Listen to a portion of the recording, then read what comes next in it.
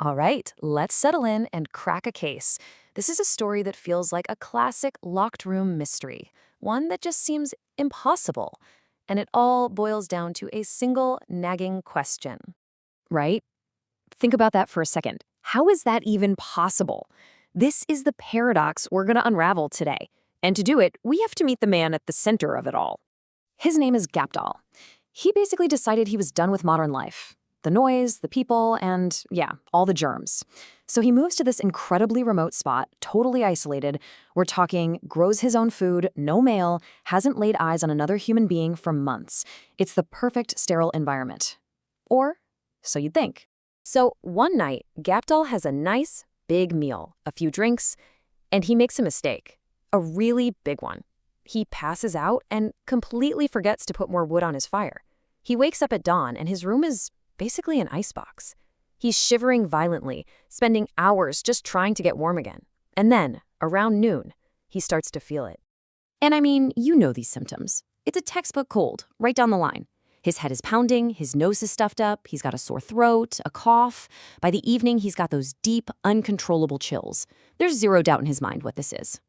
So yeah, he knows he's sick. But as he's lying there, miserable, this one thought just keeps looping in his head, turning a simple cold into this really creepy puzzle. Where did it come from? I mean, seriously, how in the world do you catch a virus when there is no one around to give it to you? So he starts going through the list of suspects, right? Could he have had some virus just lying dormant inside him? Maybe, but that's a total guess. Could a virus have just floated in on the wind? Highly unlikely, and you could never prove it anyway. He checked everywhere. No signs of animals, no unexpected deliveries. Nothing.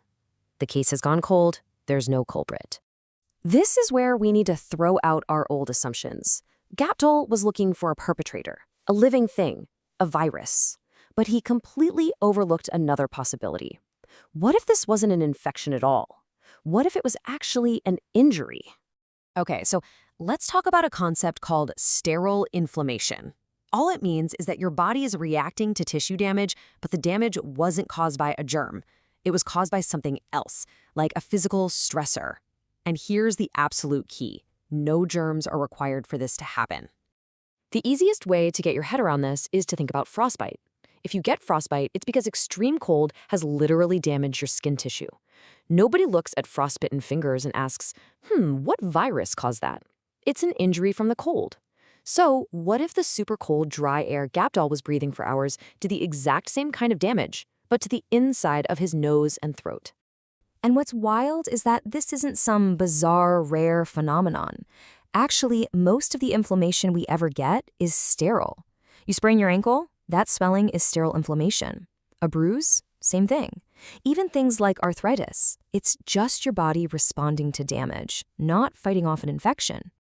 Okay, so let's zoom in. Let's get into the nitty-gritty of what actually happened inside Gapdal's airways during those hours he was freezing. How can plain old air cause an injury?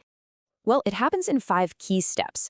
First, that super cold, dry air acts like a thief, just stealing all the moisture from the protective mucus lining your airways.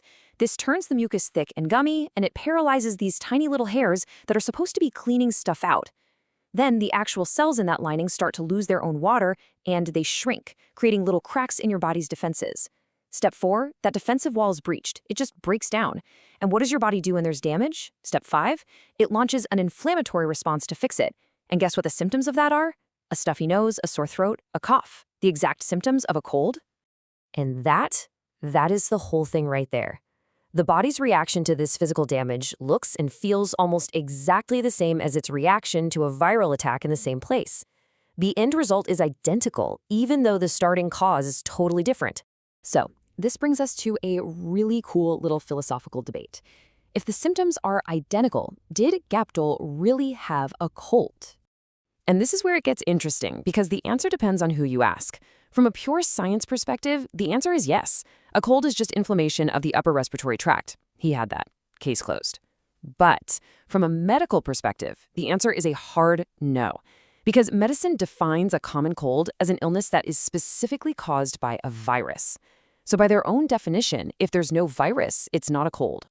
So why be so specific? Well, you have to remember what medicine is for. It's practical. It defines diseases in ways that give doctors something to do. If a cold is caused by a virus, well, we can try to develop drugs that target that virus. If a cold is just caused by cold air, what's the prescription for that? The definition itself creates the path for treatment. But hold on, let's throw one final wrench in this whole thing. What if we actually could test Gapdol, and we found a run-of-the-mill cold virus in his system? I mean, our bodies host all sorts of things. So now he fits the medical definition perfectly. Does that mean the case is solved? Think about it. We know for a fact that the cold air came first and smashed down the door to his respiratory system. So if we find a virus at the scene of the crime later on, was it the actual culprit? Or was it just an opportunist, a looter who wandered into a building after something else had already knocked the walls down? It makes you rethink what it even means to be the cause of a sickness in the first place.